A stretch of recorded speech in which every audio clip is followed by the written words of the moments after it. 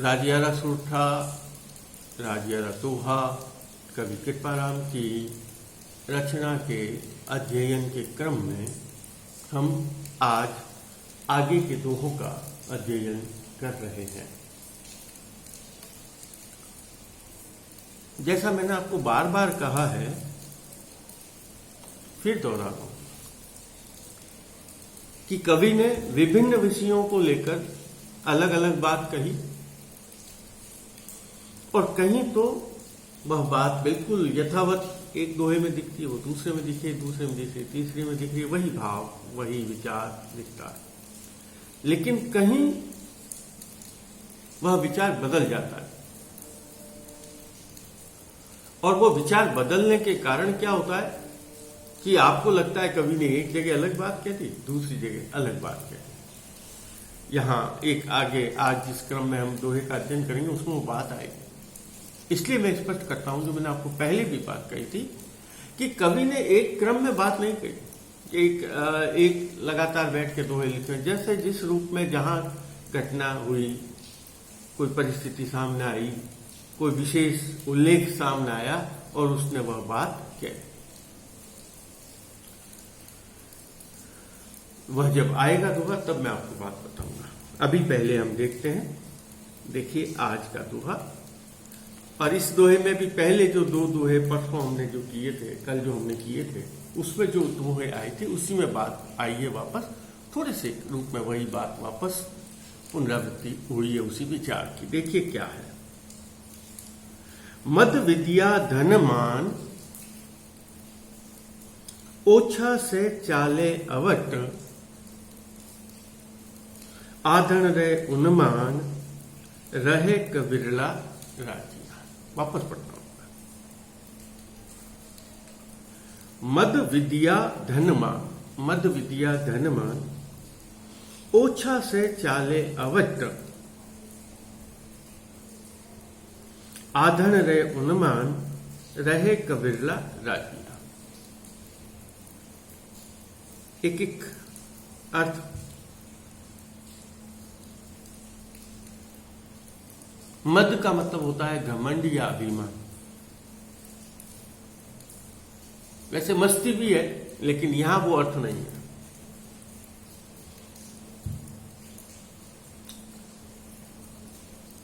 अभिमान या घमंड, मद। फिर शब्द आ गया विद्या। विद्या समझते हैं, ज्ञान। धन, धन का भी अर्थ समझते हैं हम। और मान का भी अर्थ है, आदर सम्मान जो है वो। ओछा से चाले अवट। ओछा, मैं ओछा शब्द का प्रयोग पहले भी मैंने एक दो बार किया है। ओछा माने जो तुच्छ बुद्धि के लोग हैं, जो संकीर्ण विचारधारा, जो थोड़े पाकर भी अपने आप को बहुत उसका प्रकटन करते हैं या प्रस्तुत करते हैं, वह बात ओछा। से का मतलब सभी, चाले का मतलब है चलना, अवट का मतलब है गलत, बुरा, अनुचित, अन्याय, कुछ भी कहें। जो रास्ता अनुकूल नहीं है, दूसरों के लिए हो, उसके लिए तो अनुकूल है, उचित रास्ता नहीं है। आगे शब्द है आधन। आधन रे उन्मान। आधन कहते हैं जो खाना बनाते हैं वो शब्द को जानते हैं। हम दाल चावल वगैरह बनाते ना, तो पहले चाय भी बनाते तो पहले पानी चढ़ाते हैं, और वो पानी चढ़ाते हैं और पानी में जो उबाल आता है, गर्म होता है, उसको कहते हैं आधन। और आप इस बात को देखेंगे कि पानी को जब गर्म किया जाता है, जब उसको उबाला जाता है, वह पानी दूध की तरह, चाय की तरह, अन्य सब्जियों की तरह वो कभी भी उपन कर बाहर नहीं आता, वो अंदर की अंदर उबलता रहता है। ठीक है ना, ये तो आपने सबने देखा। और उसी दूध में, उसी पानी में यदि दूध डाल दिया जाए, उसी में अगर शक्कर डाल दी जाए, चाय डाल दी जाए, या कोई सब्जी डाल दी जाए, दाल डाल दी जाए, चावल डाल दिए जाए, आप देखेंगे 2 मिनट में वो क्या हो जाएगा, बाहर आ जाएगा। वो आधन जो उबला हुआ, उबलता हुआ पानी जो है।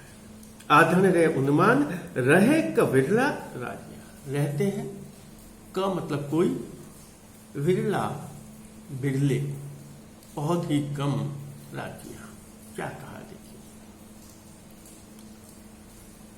कल हमने दो दोहे पहले देखे थे हमने, 104 नंबर का, 110 नंबर का। 110 में हमने बात करी थी सांप और बिच्छू का, उदाहरण बताया था। सांप की तुलना में बिच्छू का जो जहर होता है, जो विष होता है, वो बहुत कम होता है, लेकिन फिर भी वो उसका बहुत प्रकटीकरण करता है।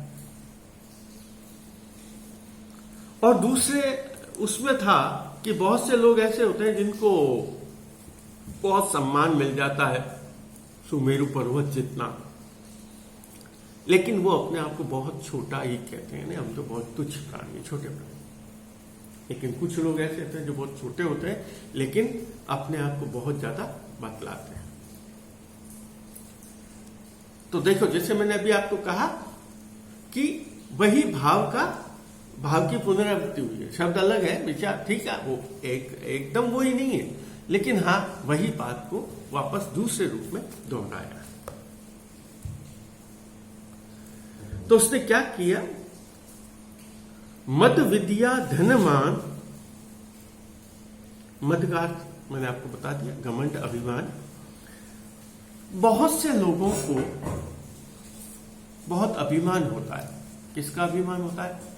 बहुत से लोगों को अपने सौंदर्य का अभिमान होता है, अपने रूप का अभिमान होता है, अपने रंग का अभिमान होता है, अपनी संपत्ति का अभिमान होता है, अपने अधिकार का अभिमान होता है, अपने धन का अभिमान होता है, अपनी सामाजिक परिस्थिति जो है उसका अभिमान होता है, पद प्रतिष्ठा, उसका बहुत घमंड होता है। और घमंड वही करते हैं जिनकी बुद्धि बहुत तुच्छ होती है। हर एक आदमी घमंड नहीं करता, और या यही है कि सभी लोग घमंड करते हैं, बहुत कम ऐसे लोग होते हैं जो उससे प्रभावित नहीं होते। लेकिन आगे चूंकि कवि ने लिखा ना, मद विद्या धनमान ओछा से चाले, जो ओछी बुद्धि वाले, जो निम्न बुद्धि वाले, जो हीन बुद्धि वाले, जिनकी विचारधारा बहुत संकुचित है, संकीर्ण है, इतने सारे मैंने आपको सब बता रहा। अंग्रेजी में समझना चाहे, जो बहुत मीन मेंटेलिटी के लोग हैं, वो थोड़ा सा भी उनके पास पद, पैसा, प्रतिष्ठा, सम्मान, पूछ, हमारे समाज में कहते हैं इसकी बहुत पूछ है, थोड़ा सा भी होने लगता है, वह व्यक्ति क्या हो जाता है? अभिमानी हो जाता है। और कवि ने उन लोगों को ओछा माना है, निम्न बुद्धि वाला माना है, तुच्छ बुद्धि वाला माना। मद विद्या धनमान ओछा से चाले अवट। और वो क्या करने लग जाते हैं? फिर वो लोग फिर कुमार्ग की ओर चलने लग जाते हैं, गलत मार्ग की ओर चलने लग जाते हैं। क्या गलत मार्ग की ओर चलने लग जाते हैं? वे लोग अपनी उस पद, प्रतिष्ठा, पैसा, सामाजिक परिस्थिति, उसका दुरुपयोग करना लग जाता है। दुरुपयोग का अभिप्राय खुद के लिए करे तो कोई अभिप्राय नहीं, लेकिन वो उसका प्रभाव दूसरों पर पड़ता है। अन्याय के मार्ग पर चलने लग जाता है, गलत मार्ग पर चलने लग जाता है, दूसरों के साथ अनुचित व्यवहार करने लग जाता है, कुमार्ग पर चलने लग जाता है। और उससे उनका खुद का भी नुकसान होता है और दूसरे उससे जो संबंधित लोग हैं उनका भी नुकसान होता है। तो क्या कहा? मद विद्या धनमान ओछा से चाले अवट। अब लेकिन इसके ठीक विपरीत उसने कहा बहुत, लेकिन कभी आगे इन सब से बचना बहुत मुश्किल है, लेकिन कवि यह कहता है इस संसार में बहुत से कम ऐसे लोग हैं, बहुत ही विरले लोग हैं जो आधन रे उन्मान रहे कविरला राजी। हमारे यहां कहते हैं वो बहुत जल्दी छलक जाता है। छे दे देता है, राजस्थानी में कह देते हैं छे दे दियो। ऐसा व्यक्ति जो ओछे व्यक्ति है ना, बहुत जल्दी छलक जाता है, बहुत जल्दी छे दे देते हैं। लेकिन जो गंभीर, धीर, गंभीर व्यक्ति है वो कभी छे नहीं देते। छे देने का अभिप्राय आप समझ गए? छे देने का अभिप्राय है वो अपनी औकात को भूल के नहीं, वो अपनी शक्ति का दुरुपयोग नहीं करता, उसे कहा।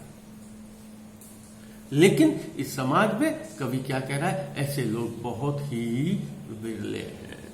आदरण रहे उन्मान, रहे कबिरला राजिया। इस संसार में पद, प्रतिष्ठा, पैसा, नाम, शक्ति, इनके आने के बाद बहुत कम लोग ऐसे होते हैं जो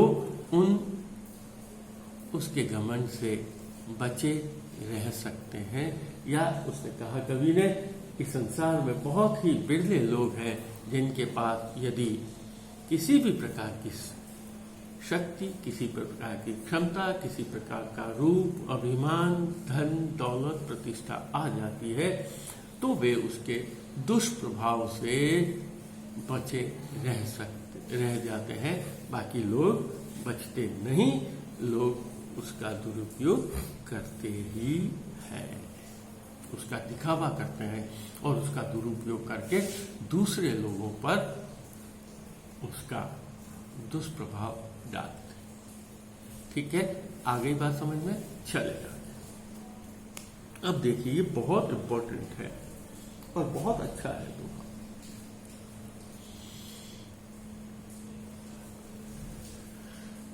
कि हम कोई भी कार्य करते हैं, बहुत से कवियों ने अलग अलग इस संबंध में बात कही है, पर यहां कवि ने इस बात को रिपीट किया है, अपने ढंग से उस बात को समझाया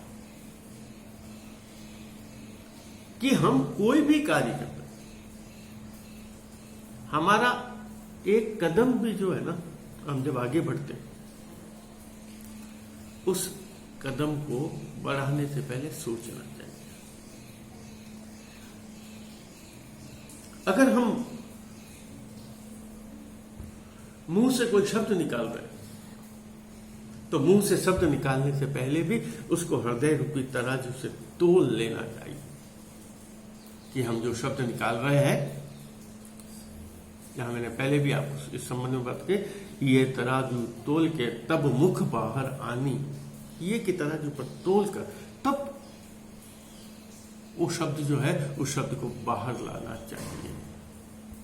अगर आप शब्द को बाहर लेकर आ जाएंगे जो ये की तराजू पर नहीं होगा तो आपको मुश्किल हो सकती है, परेशानी हो सकती है।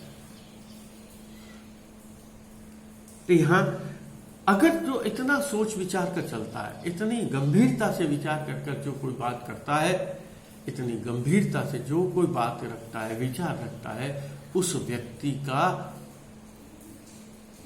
समाज में कभी उपहास नहीं हो सकता, उस पर लोग हंसेंगे नहीं, उसका अपमान नहीं होगा। क्यों नहीं होगा? कि वो एक एक शब्द को तोलकर बाहर निकालेगा। ऐसी स्थिति में वो जो बात कह रहा है वह बात बिल्कुल, जो कहते हैं ना, 100 टन सही होगी और उसका फिर कहीं भी उस बात का, उस विचार का कहीं भी प्रतिवाद नहीं होगा, प्रतिरोध नहीं होगा, विरोध नहीं होगा।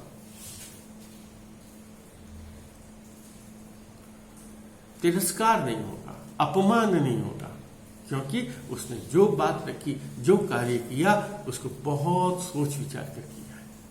देखिए क्या कहा,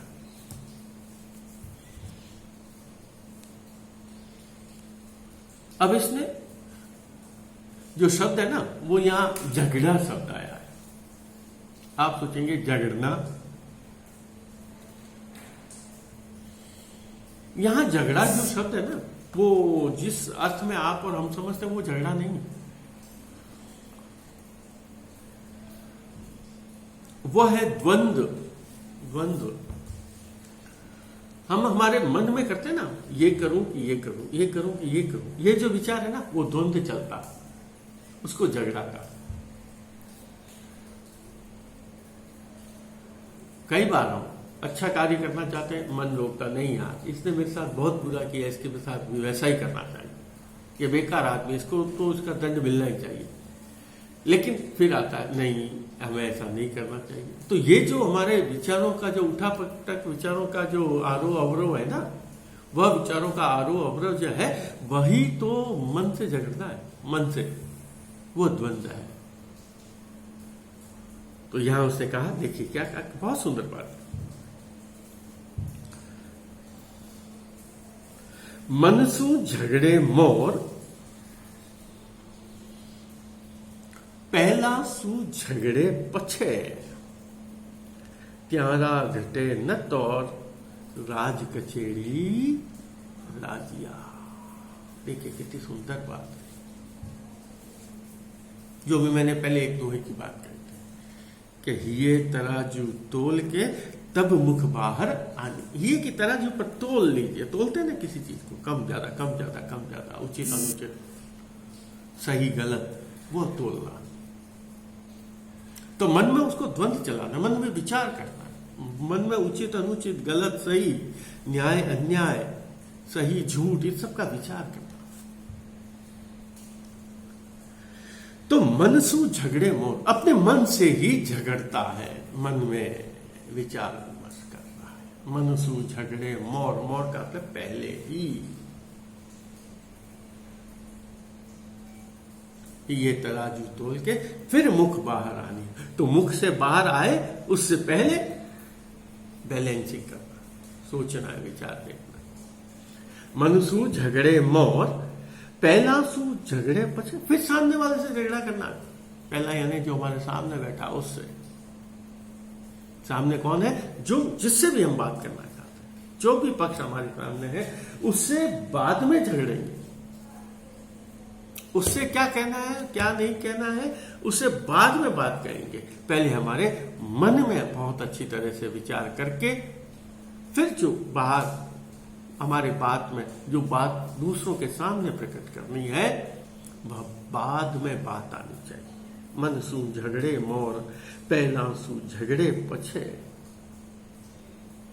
जो सामने वाला व्यक्ति है, जिसको बात कहनी है, जिससे संबंधित तथ्य है, जिससे संबंधित विचार है, उसको बाद में कहेंगे। पहले अपने मन में उसका बहुत अच्छी तरीके से विचार विमर्श करना है। और उसका परिणाम बताया है, मनसू झगड़े मोर पहला सू झगड़े पछे, त्यारा घटे न तौर। उनका त्यारा, उनका घटता नहीं है, त्योर, त्योर यानी विचार, मान, सम्मान। उनका मान सम्मान कभी घटता नहीं है, उनके कभी कलंक नहीं लगता, उनकी कभी बदनामी नहीं होती, लोग उनकी बुराई नहीं करते। त्यारा घटे न तौर, कब कहा, राज कचेड़ी राजिया, न्यायालय।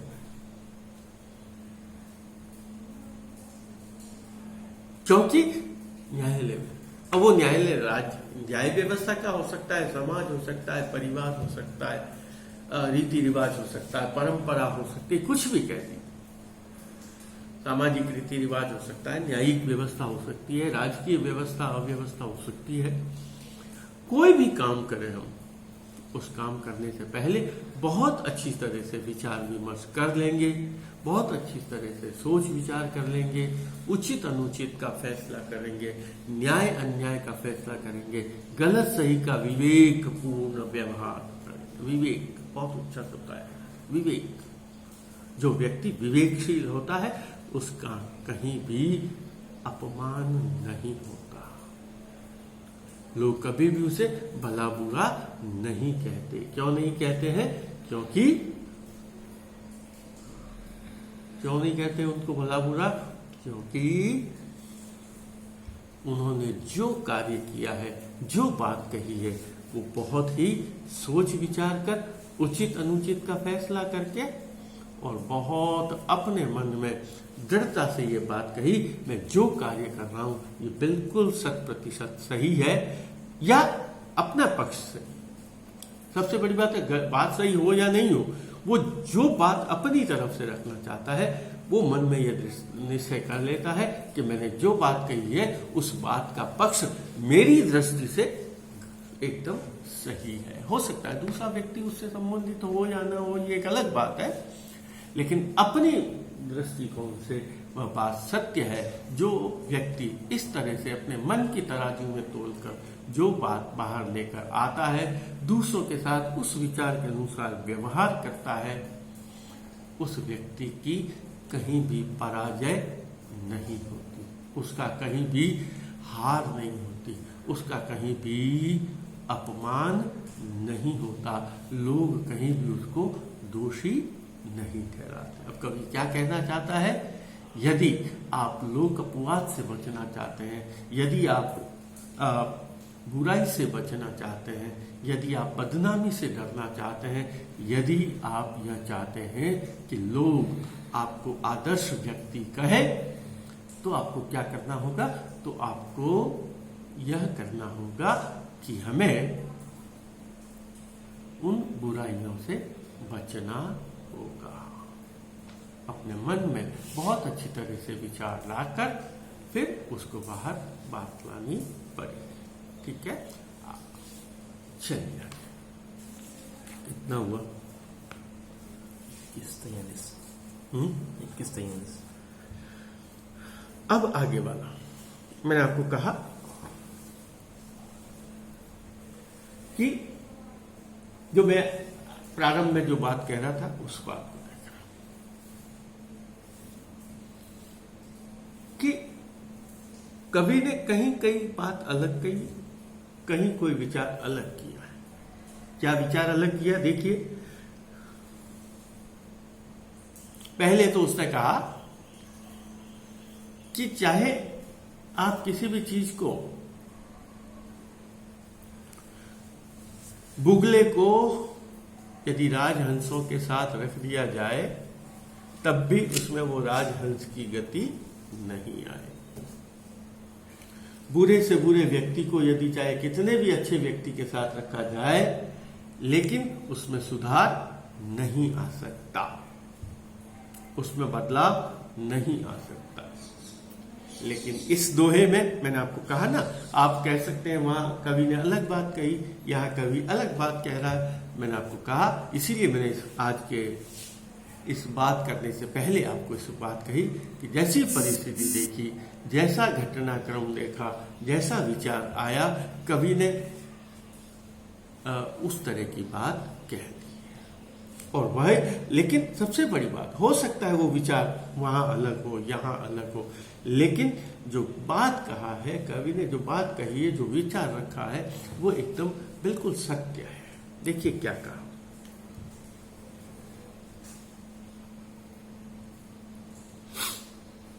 मलिया गिर मंझार हर कोई तरु चंदन हुए, संगत लहे सुधार रूखा ही ने राजिया। देखिए क्या कहा, बहुत अच्छी बात है।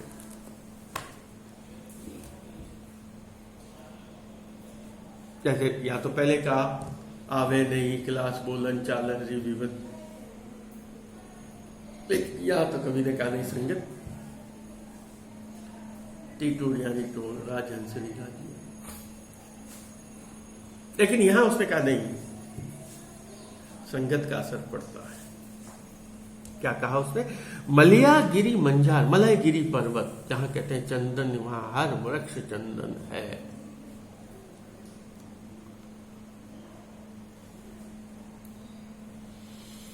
मलिया गिर मंझार, मंझार यानी बीच में, अंदर, बीच में, वहां उस क्षेत्र में।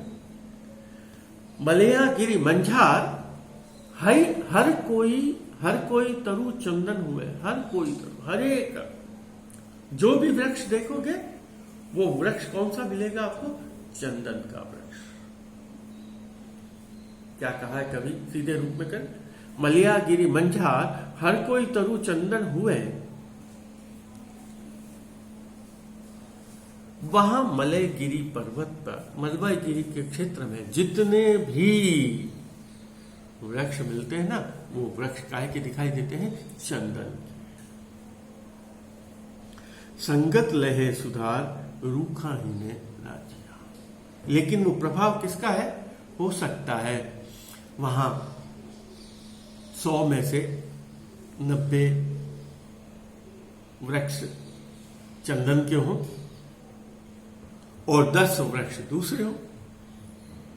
लेकिन कवि यहां कह रहा है चंदन की संगति के कारण उन जो दूसरे 10 वृक्ष बचे हैं, उन वृक्षों में भी चंदन की खुशबू आ जाती है। और क्यों आ जाती है? क्योंकि संगत लहे सुधार, सत्संगत की। उन वृक्षों ने, जो दूसरे वृक्ष थे, उन्होंने किसकी सत्संगत की? सत्संग का मतलब फिर का भगवान का नाम वाला नहीं, सत्संगत का मतलब संगत करना, साथ में रहना, साथ में बैठना, साथ में विकास करना, वो है संगत।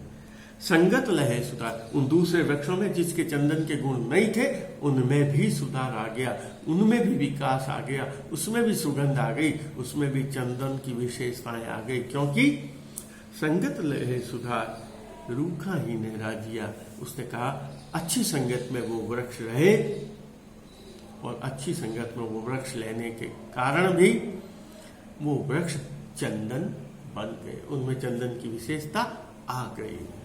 संगत लहे सुधार रूखा ही ने राजिया। वृक्षों को भी सुधार देते हैं। तो कवि यहां यही कहना चाहता है कि यदि अच्छी संगत से, अब जो बात पर आया, उसने कहा, बात जो समझाना चाहता है कि मलयगिरी पर्वत पर खूब सारे चंदन के वृक्षों का वन है, और वहाँ जो दूसरे पौधे उगते हैं, जो दूसरे पेड़ उगते हैं, उनमें भी वह चंदन की विशेषता समाहित हो जाती है, उनमें भी चंदन की खुशबू आ जाती है, उनमें भी चंदन के गुण आ जाते हैं।